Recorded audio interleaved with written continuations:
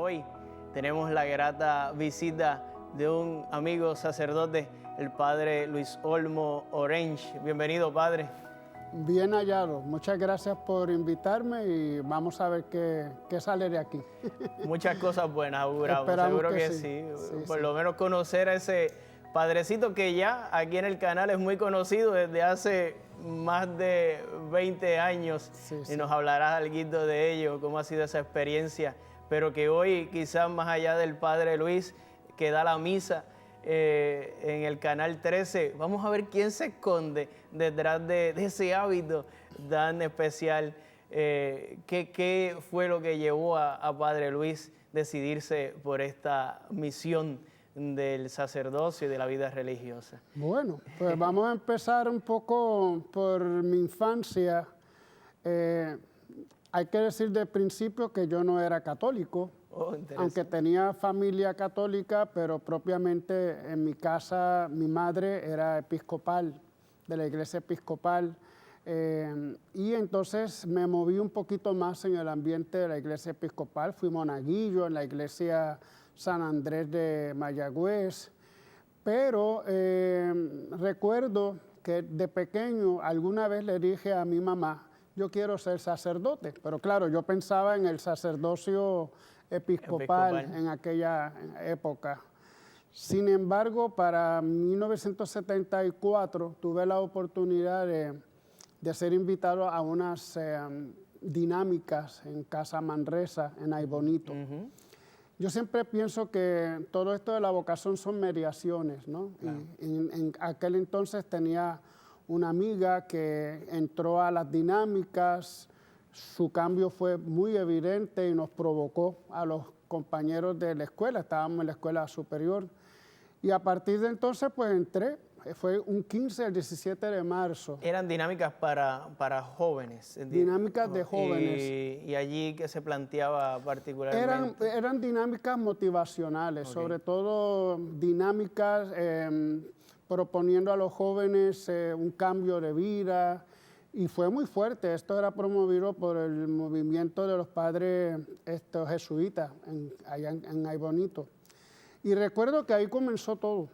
Desde ahí entonces empezábamos grupos de oración juveniles allá en Mayagüez, hasta que recuerdo, había ya entrado yo al colegio en Mayagüez, tuve unas experiencias un poquito difíciles en mi vida, me había separado de aquellas dinámicas también, y regresé a un grupo de jóvenes que se llamaban Dinámicos en Acción. Eran jóvenes que habían asistido a las dinámicas en Casa Manresa, pero que se reunían en la iglesita, en la iglesia parroquia de San Vicente. La DEA, pero no la que va detrás de... Pues fíjate, hace poco encontré el rotulito que teníamos, era DEA. La DEA, pero no la que va contra los narcóticos. No, para nada, para nada.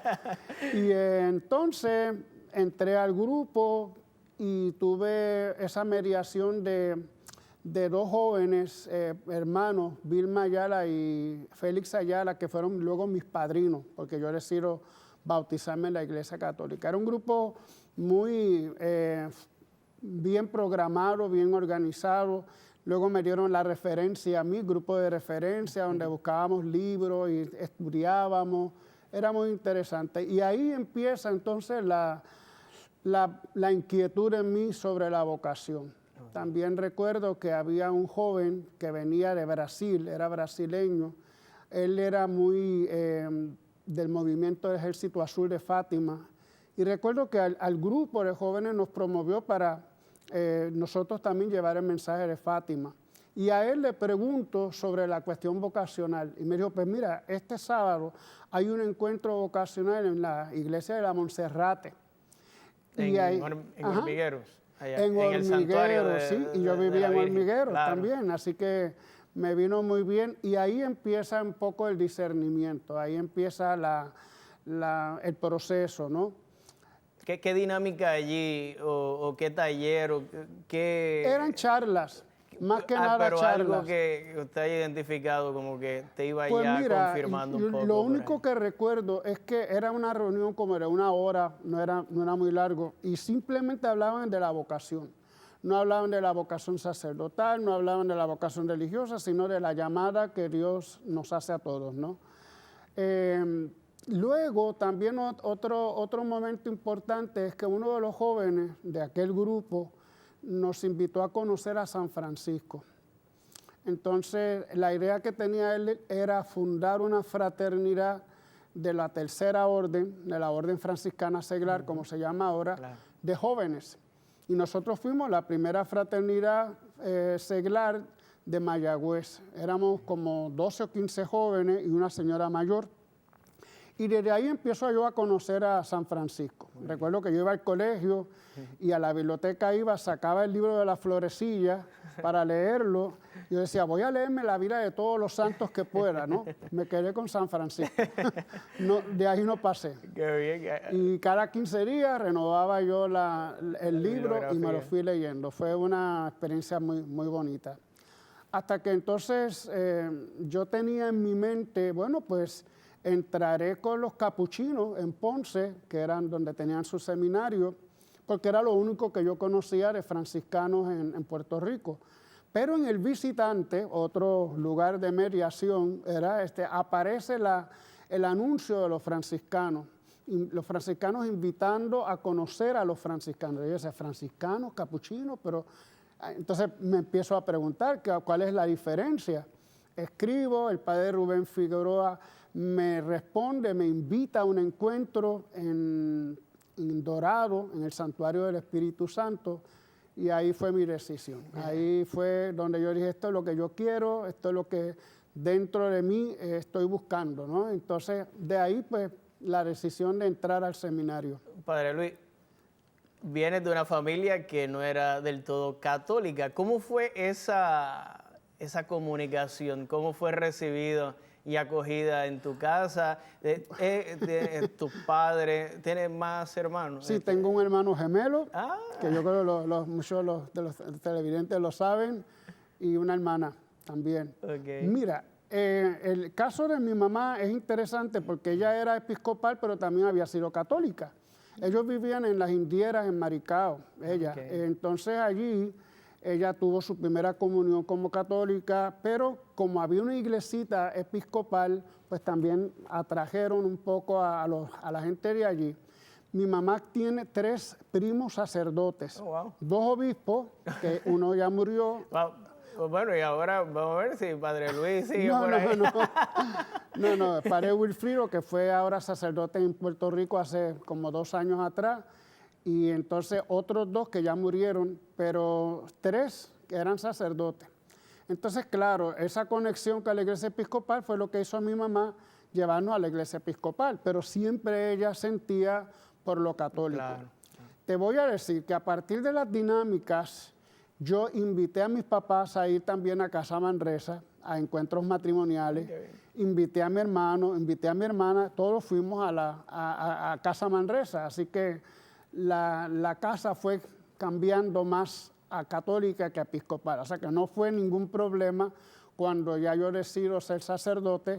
Pues sí, mi papá como que no le gustaba mucho la idea, pero poco a poco fueron aceptando dentro de la iglesia católica, sobre todo mi mamá, que estaba feliz por eso, así que no hubo ningún problema, todos lo aceptaron muy bien. Sí, siempre en la vida de vocacional ha marcado también la historia, un poquito más atrás, quizás los otros parientes más cercanos, por ejemplo los abuelos. Los abuelitos suelen ser en esa sencillez, en esa vida de piedad, de oración. Muchos de nosotros pues son como que los primeros, los pioneros que van ahí sembrando esa semilla. No sé si en su caso... No es mi caso. No es mi caso. Mi abuelita era muy católica, pero era muy viejita, era muy viejita. Bueno, cuando mi papá nació le decía abuelita a mi abuelita, así que imagínate. Pero siempre recuerdo que tenía su almanaque del Papa y siempre recuerdo los santos que tenía en la casa, pero no hubo esa, vamos a decir, promoción por parte de ella. En cuanto a mi abuelo por parte de mami, no era muy religioso que digamos, ni mi abuela tampoco, así que La influencia mayor la tuve de mi mamá, sobre todo. Mi mamá es una mujer muy espiritual, muy franciscana, también el amor a la naturaleza, a las cosas simples. Creo que por ahí fue más la cosa. Y mi papá, pues, en lo suyo, pero yo sobre todo mi mamá. Sí. En esas lecturas que tenía allí, un poco ya, que iban apasionando, iban despertando ese fuego por San Francisco, en la biblioteca, en tu estudio, en tu oración personal. ¿Qué lectura? Porque como que en algún momento esta lectura algo me dijo, esto me está hablando aquí directamente el santo, me está hablando el Señor a través de esta lectura. ¿Alguna lectura que recuerdes? ¿Algún libro de tus favoritos de la vida de San Francisco o de su...? Mira, antes del programa te decía que encontré un diario, sobre todo en mi noviciado, pero entonces ese diario me da muchos recuerdos, me informa de cosas que había olvidado. Un libro que yo usé mucho era el libro de Tomás de Kempis, el libro de Imitación de Cristo. Yo lo usaba mucho, era como mi libro de cabecera. La florecilla de San Francisco también, pero lo que me fascinaba era la simplicidad de San Francisco. Los personajes eran personas bien sencillos, incluso hasta cómicos. No era que me llamara la atención lo extraordinario, sino las pequeñas cosas. Y eso fue lo que me fue enamorando. Es decir, era una espiritualidad que yo también podría vivir, porque no me exigía cosas grandes, sino más bien simplicidad. Y yo creo que eso fue lo que me enamoró un poquito de la espiritualidad de San Francisco. Ahora, Imitación de Cristo de Kempis, pues toda una... un itinerario. Sí, toda una literatura sobre esa dimensión afectiva, sobre todo hacia la Eucaristía, hacia los santos, hacia todo lo que es religioso, el respeto profundo, la dedicación profunda, a todo eso me llamaba la atención. Y no te voy a negar que me gustaba mucho el ambiente de los conventos, ¿no? El hábito, la vida un poco así... conventual, de oración, de recogimiento. Eso me llamaba mucho la atención. Qué bien. Volviendo quizá a donde nos habíamos quedado sobre ese paso, ese ir definiendo mi vocación. En ese momento que lo vio más claro, ¿había algo que le podría mantener un poquito amarrado? ¿Alguna cosa que le haya costado más renunciar?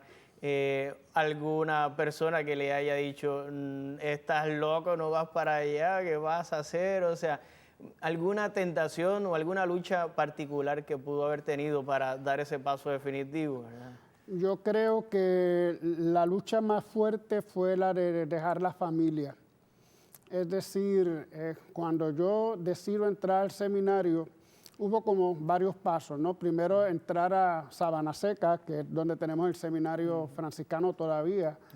Dejarlo todo, para mí era una experiencia maravillosa. Yo lo vivía bien, pero mi familia todavía lo sufría. Yo era un hombre de casa. Yo siempre estaba... ¿Qué edad más o menos tenías ya? Yo tenía 22 años, sí, 21, 22 años. Y era la primera vez que yo salía de la casa. Okay. Yo recuerdo que esa primera semana yo estaba tan feliz en el seminario que cuando llamo el viernes a mi casa para ver cómo están, mi hermana me dice, esto parece un funeral. Y ándale, entonces me entró un poco un sentimiento de culpa. Yo tan feliz que estoy aquí y mi familia sufriendo porque no estoy yo en la casa, ¿no?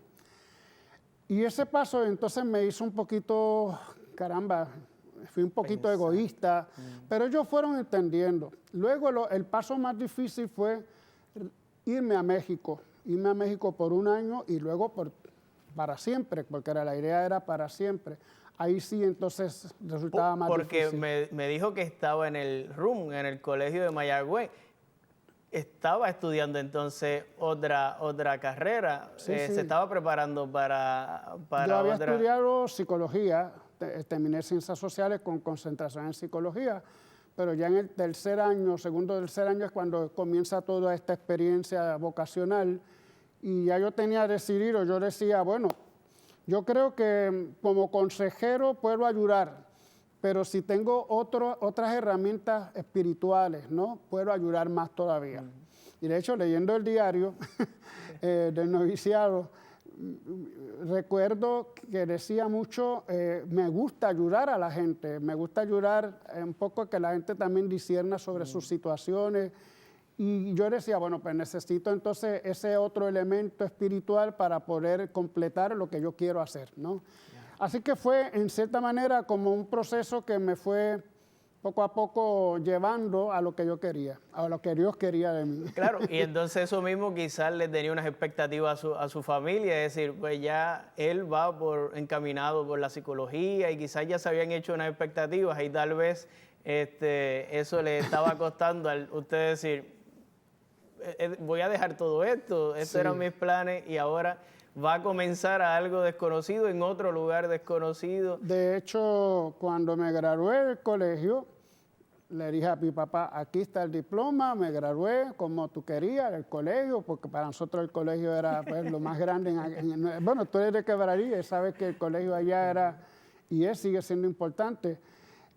Yo cumplí, terminé una carrera, pero ahora quiero dedicarme a lo que Dios quiere que me llama. Así que yo creo que fue difícil, pero lo fueron aceptando, mi papá y mi mamá.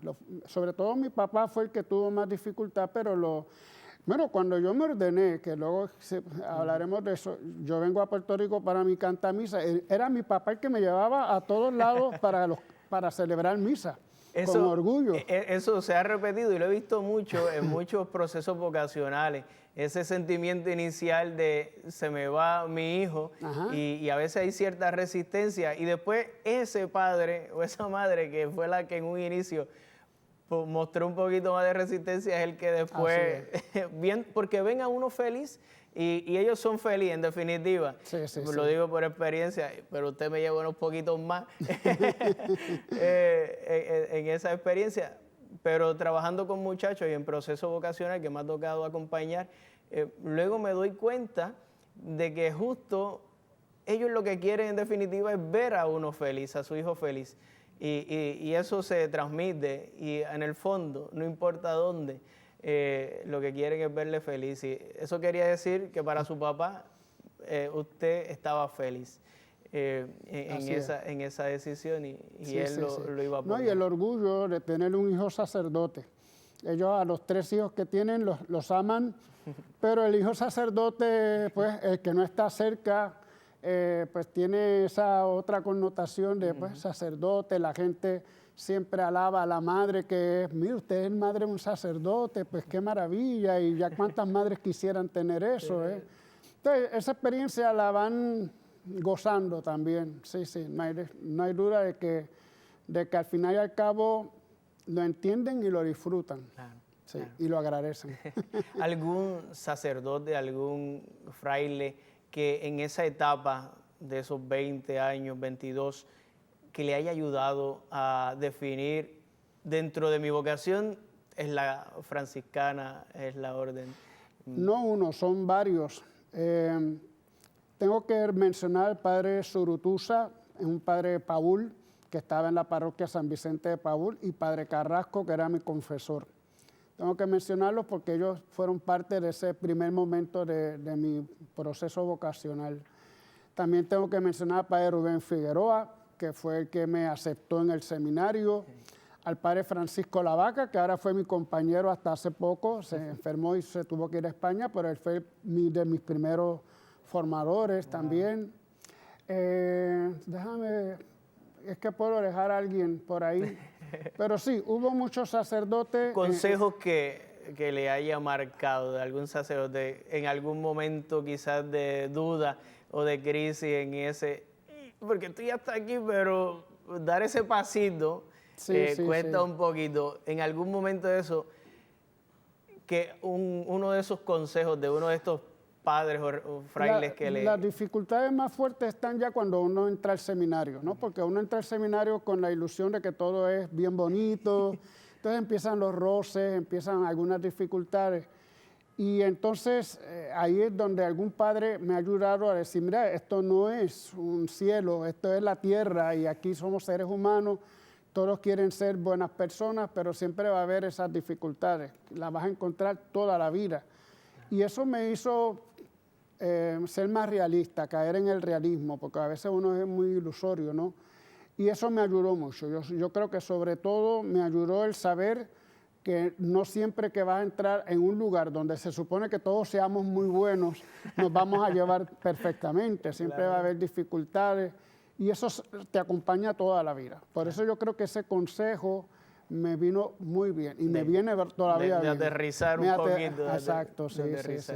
Me dijo que ya una vez se decide, no es en Puerto Rico que tiene que quedarse, tiene que viajar. Viajó, me dijo, a México. Viajamos, el padre Santos Pérez y yo, fuimos escogidos para ir al noviciado, que lo hacíamos en el pueblito, se llama, un pequeño poblado en Querétaro. Y ahí hicimos todo un año de noviciado, con la provincia de San Pedro y San Pablo de Michoacán en México. Fue una experiencia, wow, tremenda, porque cambiar el mundo totalmente para uno, la cultura mexicana, las comidas, la forma de ser, la cultura religiosa, las celebraciones litúrgicas, aquello era todo un mundo diferente. Para mí era como... Abrió un nuevo horizonte cultural, religioso. Sí. Y fue una experiencia bien fuerte. Tengo que decir fuerte, con mucha gracia y con muchas dificultades también.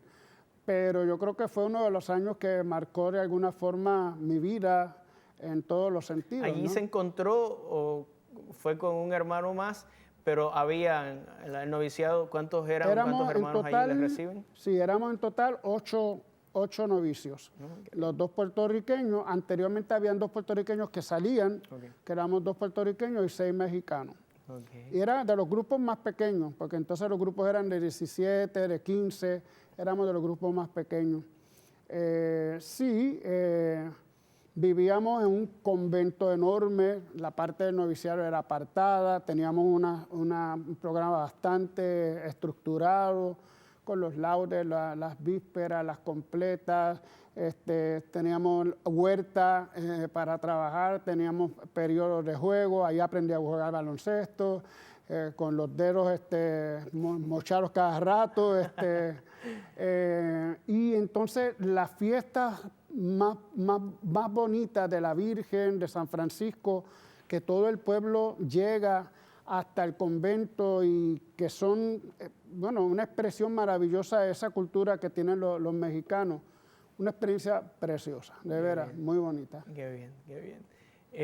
En esos momentos iniciales, ¿alguna experiencia como que una vez ya allí le haya hecho pensar dónde me he metido? Realmente este es mi camino, esta es mi vocación. Mira, te voy a decir que sí, siempre tuve dificultades, ¿verdad?, con algunos compañeros. Y la convivencia la famosa convivencia, sí. Pero yo estaba muy seguro, al menos de mi vocación. O sea, decirme a mí, porque yo leyendo todas las cosas que yo vivía, yo ¿cómo no me fui? Yo me pregunto, ¿cómo no me fui?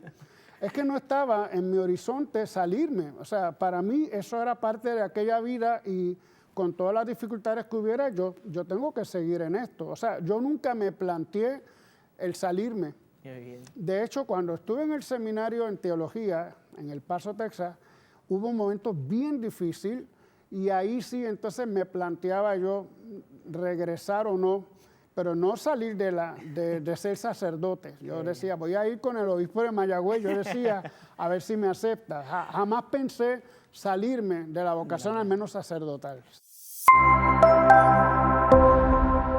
Pues, la última vez recuerdo que nos quedamos apenas en el noviciado, en esa experiencia que tuvo que realizar en México, que narraba un tanto novedosa y de modo alegre también toda esa experiencia cultural, de comida, de experiencia de compartir con otros hermanos frailes de otro país y todo eso. No sé si por ahí nos quedamos y se nos quedó algo de esa experiencia del noviciado que no pudimos hablar. Yo creo que lo importante es saber que siempre los religiosos pues siempre tenemos que hacer un año de noviciado donde profundizamos la vida espiritual de nuestro fundador, la espiritualidad propiamente. Pero luego regresamos. Y en este caso, pues yo regresé junto con Fray Santos a Puerto Rico. Okay. Y nosotros ¿A dónde? ¿A Palo Seco? Regresamos a Sabana Seca. A Sabana Seca. Sí, porque pertenecemos a una custodia que se llama Custodia Franciscana del Caribe, que entonces pertenecía a una provincia española. Aquí los padres casi todos eran vascos y ellos estaban queriendo promover la vida franciscana en Puerto Rico y nosotros éramos pues, prácticamente los primeros que comenzábamos. Okay. Pero por ser una custodia que comenzaba, también tenía sus dificultades y nosotros vimos, tanto mi otro compañero como yo, pues que no teníamos todos los elementos formativos necesarios. Y en mi caso, yo resolví regresar a la provincia donde había hecho el noviciado. Pero entonces ya era ingresar definitivamente a otra entidad, ya no la custodia, sino a la provincia de Michoacán. Fue difícil la decisión, pero fue una decisión que yo hice rápido. Esas decisiones yo las hacía en un segundo. Si pasaba cualquier cosita, yo, ok. Estaba joven, en ese tiempo uno lo tiene claro y se lanza. Es más lanzado quizás que ahora que puede reflexionar más las cosas. ¿Qué edad ya tenías ahí? Entonces tendría 24 años, 25 ahí. Por ahí, más o menos. Tenía un poquito más de pelo, seguro. No, en aquel entonces yo tenía afro. Afro. A rayo, no hay una foto de esa por ahí, oye, tenía bueno encontrar una foto de esa. Tenía afro y era la novedad en México, porque en México la gente no tiene el pelo, ellos le llaman chinito, tiene el pelo chinito, ahora ya no tengo ni pelo, pero era afro y yo tenía mi pequeño afro, wow, sí, era el novicio distinto, ¿no? Pues nada, resolví entrar y entonces me enviaron al Paso, Texas, donde allí hacía la teología. Ya yo había terminado un año de filosofía en la Universidad Central de Bayamón, mientras estuve haciendo el postulantado en Sabana Seca, así que ya tenía para entrar a la teología en el Paso, Texas, Seminario San Anthony se llamaba. Y ahí estuve prácticamente 5 años estudiando la teología, 4 años y medio podríamos decir. También toda una experiencia distinta, porque ahora era México, pero era Estados Unidos. Claro. Era la cultura mexicana en Estados Unidos. El Paso, Texas. Norteamericana al mismo tiempo, sí. Sí. Estaba prácticamente como ciudadano bien, o sea, no tenía problemas de visa ni nada de esas cosas. Y ahí sí también 4 años de inmensa vida, de mucha felicidad. A mí me tocaba dirigir el coro, me tocaba dirigir el teatro, yo por la cuestión de diversión por ahí era que yo me iba. ¿Qué materia costaba? ¿Qué materia le costaba en la teología? La que menos me gustaba eran 2, moral y teología y derecho canónico. Perdona, derecho canónico. Perdona, pero... Esa es mi licenciatura. Sí, bueno, no, eran mis materias más difíciles. ¿Sabes? Le voy a contar una anécdota. A mí nadie me entrevista aquí, pero salen algunas anécdotas mías. Okay. Yo recuerdo que en el seminario, mi formador, Monseñor Elías, en Ponce, era licenciado en Derecho Canónico. Y yo le decía, con tal de ir a Roma a estudiar, aunque sea Derecho Canónico, por ir a Roma a estudiar voy. Y mira, el obispo me dio 2 o 3 opciones y no estaba en la primera Derecho Canónico, pero al final fue a la que me envió. ¿Dónde estudiaste Derecho Canónico? Empecé un año en la Santa Cruz en Roma y 2 años, porque abrimos el seminario en Navarra, los terminé en Navarra. Okay. Hice la licenciatura. Porque si mal no recuerdo, los redentoristas estaban cerca del Antoniano, en Roma también. Antoniano también, sí. Bueno, pues la cuestión es que no me gustaba para nada esas 2 materias. Ahora, me encantaba dogmática y Sagrada Escritura. Esas 2 me fascinaban. Qué bien. Y ahora que estoy un poco con lo de la misa y eso, me meto mucho en Sagrada Escritura porque la verdad que me fascina ese mundo. Actualizándose sí, ahí, sí. actualizándose. Terminó la teología, luego en la vida religiosa, en su orden, ¿hay que hacer otra experiencia luego de los estudios o inmediatamente terminó de estudiar? En aquel entonces terminábamos los 4 años de teología, nos ordenaban y nos mandaban a lo que llamamos la obediencia, ¿no? Okay. A una parroquia. En ese transcurso, ¿profesa, hace algunos votos antes de ordenarse sacerdote? Sí. ¿Sus votos fueron en qué día, qué año? Sí, qué bueno saberlo. No. Después del noviciado, cada año renovamos los votos, ¿no? Que es lo que llaman votos simples. Hasta 4 o 5 años, creo que los máximos son 5 años. Yo me había hecho la profesión simple antes de los 4 años, o 5 vamos a decir, de teología, así que en el 84 hago la profesión solemne propiamente. Profesión solemne, y en el 85 entonces viene la ordenación. Qué bien. Sí. En ese año nací yo. En el 85. Así que hace unos poquito. Así que usted lleva más de sacerdote que yo de vida. Y esos años... de profesión, que diga. Esos años marcan mucho. Cada vez que uno piensa en ese año, dice, wow, qué bonito ese año, sí. Wow. Y ya iba ahí con mucha ilusión. Ese día, me imagino que un día de mucha emoción. ¿Le pudo acompañar su familia en ese momento? Ya... Mi ordenación fue en Acámbaro, Guanajuato. Nos ordenamos 4, de los que éramos como 7, nos ordenamos 4. Vino mi familia, vinieron muchas de las amistades que íbamos teniendo de las diferentes etapas de la formación. Fue un día precioso, de veras. Incluso recuerdo que la primera misa al otro día fue con las clarisas de Acámbaro, una religiosa franciscana. Y a los 14, 15 días, yo me ordené un 29 de junio del 85, porque todas las personas, los frailes, nos ordenamos en esa fecha. Cuando nosotros entramos por ejemplo, entrábamos el 29 de junio a una nueva ordenación. Pues los que veníamos en el desfile, se me olvida la palabra, la procesión, nos preguntábamos, ¿cuántos años llevas tú? Yo llevo 3, yo llevo 5, yo soy quinceañero. Todos nos ordenábamos el mismo día, exactamente el mismo día.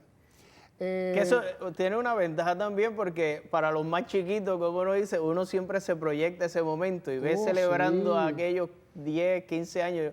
Yo quiero un día estar también celebrando. Y tan solemne. Y allá en México que son tremendamente solemnes en eso. Qué bien. Pues nada, a los 14, 15 días vengo a Puerto Rico para celebrar mi primera misa cantada, mi cantamisa. Lo hice el 25 de agosto del mismo año, 85, en la Catedral de Mayagüez, me acuerdo. Padre Zurutuza fue el que predicó, vinieron algunos sacerdotes de México también. Otro día sumamente especial. Espectacular. Sí. Qué bien. Encontré a mis amigos de la DEA, de los Dinámicos en Acción, me tocaron violín y guitarra para la misa, fue muy bonito, una experiencia bien bonita. Qué bien. Y de ahí su primera asignación, vamos a decir, sacerdotal, ¿dónde fue? Que me la dieron precisamente ese mismo día, sí, porque uno de los que vino era el ministro provincial y me dijo, ya te tenemos tu primera obediencia. Y mi primera obediencia fue en Celaya, Guanajuato, prefecto de disciplina del seminario menor. Entonces, ahí a mantener el orden, Era una experiencia bien nueva, porque eran 16 estudiantes. Y usted era joven también, pero tenía no llegaba a los 30 años por ahí. No, yo tenía 28 años entonces. Y ahora tener que marcar un poco la pauta no es fácil. Pero tenía toda la energía. Yo con aquellos 16 jovencitos que eran desde 11 a 16 años, ellos cursaban sus clases en un colegio nuestro, se llama Colegio México. Pero en el seminario, pues yo me encargaba de estar con ellos en la mañana, en la tarde, en la noche. Yo jugaba con ellos, estudiaba con ellos, hacíamos la misa. todo el día con ellos. Y cuando di clase en el colegio también, que me tocó dar arte dramático, pues también con ellos, o sea, todo un día con ellos. Fue una experiencia preciosa porque yo me sentía el papá de los pollitos, ¿no? ¿Cuántos años estuvo ahí en esa asignación? Mira, fue solamente un año como prefecto porque el seminario menor ese año acabó. Nos dimos cuenta que los niños eran demasiado pequeños para vivir un proceso vocacional tan fuerte, ¿no? Lejos de sus padres. Yo tenía niños de 11 años que jugaban con carritos todavía, claro. O sea, en el seminario. Y cambiarle el carrito por el rosario está un poco complicado. Duro. Yo, pero ¿cómo es posible? Entonces fuimos poco a poco viendo y hicimos lo que llamamos seminario en familia. Los niños venían cada fin de semana, estaban con nosotros, regresaban a sus casas y fuimos cambiando un poquito eso. Luego de ese primer año, ¿dónde? Luego seguí en Celaya porque me hicieron entonces promotor vocacional de la provincia. Seguía con la vocación, acompañando a los jóvenes. Allí en Celaya estaba la curia provincial, y por lo tanto desde allí era la oficina de la promoción vocacional. Entonces me tocaba viajar a las escuelas, a grupos, hacer promoción desde Celaya para lo que era la parte de Michoacán, el estado de Michoacán, Querétaro, Guanajuato, no sé si conocen todos esos lugares, pero lo pueden buscar en el mapa. Y hasta incluso Chihuahua, ¿no? Porque teníamos casas en Chihuahua. Una experiencia bonita. Padre, lleva unos cuantos años en Puerto Rico. ¿Cómo es que vuelve, como decimos por aquí, a saltar el charco, a brincar el charco otra vez al Caribe? Estamos hablando muy humanamente, pero todo esto va dirigido por el Señor, ¿verdad? Claro. Por el Espíritu Santo. Yo sabía que algún día iba a regresar a Puerto Rico. Y así como hice la decisión de irme en un momento, así también hice la decisión de regresar en un momento. En 1990 me dije, bueno, es hora de regresar. Es hora de volver a mi patria. Acá me recibieron los frailes con mucho entusiasmo. Es cierto que no me cambié de provincia tan pronto, duraron como, después de Roma, después de estudiar en Roma, entonces me hice de la custodia. Precisamente espiritualidad franciscana. Sí. Regreso a Puerto Rico, me envían aquí a donde yo estoy ahora, Villafontana, parroquia Santa Clara, un año, pero luego me envían a Sabana Seca para ser formador, maestro de profesor simple. Y ahí estuve como 4 años de profesor simple. Luego me hicieron párroco en Sabana Seca, nada más un año, parece que lo hice mal. Y entonces me mandaron a Roma, allá a estudiar la espiritualidad, teología espiritual, ¿no? Pero como es un seminario, un antoniano, es un pontificio franciscano, antoniano, pues entonces con especialización en franciscanismo, que era lo que yo también quería. Te apasionaba. Sí.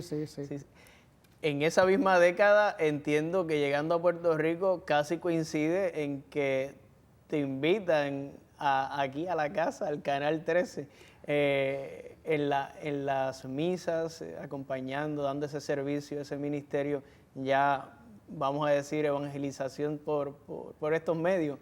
¿En qué año llega y si hubo una experiencia, alguna anécdota de esos tiempos que nos pueda, bueno, que todavía sigue, pero de esos tiempos iniciales? Fíjate, te voy a decir, y no sé si esto es importante o no, pero siempre me llamaba mucho la atención la televisión, la radio. Yo recuerdo que cuando éramos seminaristas en Sabana Seca veníamos a la misa televisada con el padre Herrero, que entonces era en Telemundo. Y recuerdo que también nos fugábamos a ver el programa de Noche de Gala, por otro lado. Pero desde entonces siempre me gustaba la radio y la televisión. En 1997, una vez que yo regreso y estoy en la parroquia donde estoy ahora, que estoy desde ese año también, pues me invitan a venir a celebrar. Y yo feliz, encantado, porque me gusta, no sé qué tiene, pero que me gusta. Y desde entonces he estado, ya son más de 20 años, celebrando la misa televisada. Algún tiempo quizás no podía, pues estaba de vacaciones, pero constantemente he estado desde el 97. Oh, wow.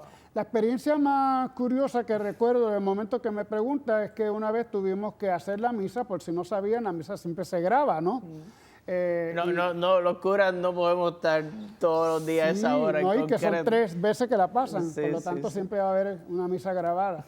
Pues ese día hubo una tormenta el día anterior y parece que no iba a haber misa porque había ido la luz, pero no sé qué resolvieron, que iba a ir la misa, pero la misa iba en vivo. Y entonces yo, en vivo, wow, pues...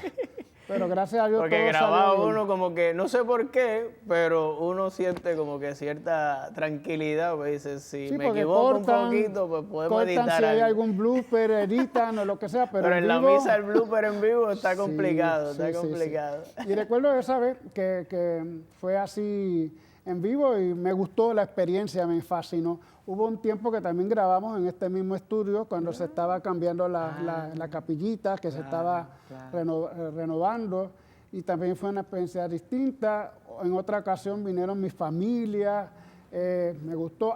Y una experiencia interesante es que grabábamos a veces las misas por televisión y todavía tú puedes ver jóvenes que ya son de 30 años, los veías cuando eran niños que venían a la misa. Y yo, mira cómo estaba de chiquito, ¿no? O sea, todo lo que hemos cambiado, las personas que todavía asistían y que todavía asisten, es una experiencia bien bonita. ¿Has visto pues una generación completa pasar por ahí? Imagínate, son más de 20 años. Más de 20 años. Qué bien, qué bien. Sí.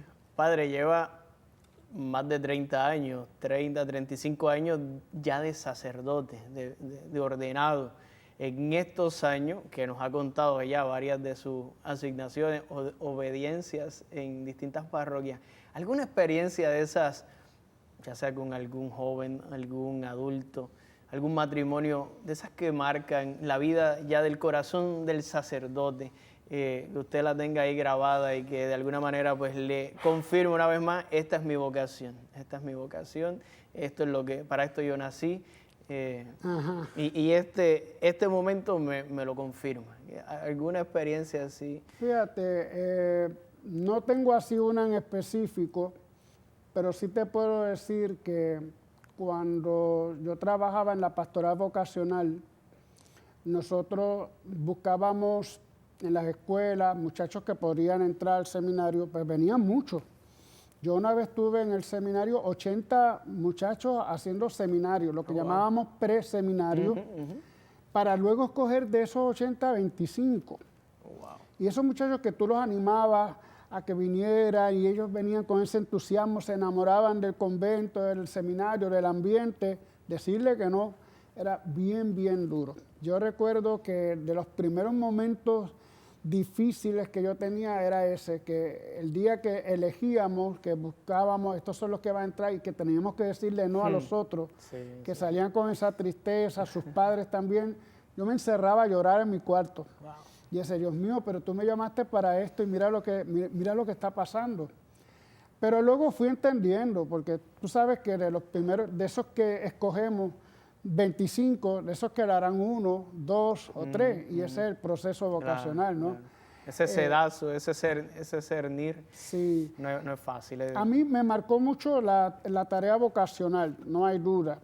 Para mí fue porque era mi manera como yo podía aportar algo efectivo, un nuevo sacerdote, un nuevo fraile. De hecho, el padre Gerardo Vargas, no sé si muchos lo conocen, que está en Sabana Seca, fue vocación mía, la única que queda ahora, y lo siento como pues un logro en mi vida. Un hijo espiritual. Valió la pena, aunque sea. Siempre vale la pena. Siempre. ¿Qué le gusta a Padre Luis hacer cuando no está realizando algún sacramento, no está en vida de oración, no está formando muchachos? ¿Qué le gusta hacer a Padre Luis? Yo soy coleccionista de música. A mí me fascina la música, sobre todo la música de mi época. Entonces, estoy continuamente buscando canciones en muchos idiomas. Me gusta la música de China, de Japón, de los bálticos, por ejemplo, los países bálticos, de Europa, de África, de Sudamérica. Y yo estoy siempre coleccionando. Siempre estoy en eso. Sí. Qué bien saber la eso. música es mi otro mundo, sí, mi pasión. Qué bien. Padre, ¿En qué le puede ayudar a una familia en estos tiempos la espiritualidad franciscana? Si tuviera que decirle, hacerle una propuesta a la familia, ¿cómo podrían adentrarse en el mundo franciscano y qué beneficios podrían sacarle a San Francisco y a toda la mística franciscana? Mira, en la orden franciscana existe la tercera orden o orden franciscana de seglares. Yo era parte de la orden franciscana seglar cuando era joven, ¿verdad? Entonces, una de las cosas que me parece a mí importante es que el mundo de hoy, la sociedad de hoy, se rige mucho por tener cosas y tener poderes, tener grandes aspiraciones. Voy a poner un ejemplo, puede ser criticable, pero yo sé a veces un poco... Los ejemplos siempre son... Sí, los otros días vi un programa donde era algo de Make a Wish, ¿no? De un gran deseo. Y parte de esos deseos eran celebrar una quinceañera, ¿verdad? Muy bien que las muchachitas tengan la ilusión y todo eso, pero se gastan miles y miles de dólares por una quinceañera, por un cumpleaños de un año. Un par de horas. En Puerto Rico no sé qué afán tenemos de hacer fiestas y fiestas cuando tenemos necesidad también de economizar, de buscar otros valores. No sé, me parece a mí que la espiritualidad franciscana nos ayudaría a poner unos valores sobre otros, ¿no? Priorizar esa un escala poco, de valores, vivir cristiano. la simplicidad, vivir sin tener mucho, pero ser felices con lo poco que se tiene. Hace poco oía yo de un expresidente de Uruguay, creo que era, que se fue a vivir a su casita en un campo y dice, eso es lo que tengo, esta es mi riqueza, yo no tengo necesidad de honores ni de poderes, simplemente con lo que tengo vivir. Si aprendiéramos a vivir con lo necesario, con lo poco, y bien, no digo que mal, bien, y disfrutar de la vida, creo que tendríamos un nivel de vida más aceptable. Y yo creo que la espiritualidad franciscana puede ayudar en eso. Qué bonito eso, el desprendimiento del sí. corazón, que mucho nos hace falta eso. Es que los bienes materiales nos esclavizan. En lugar de tenerlos, nos poseen a nosotros.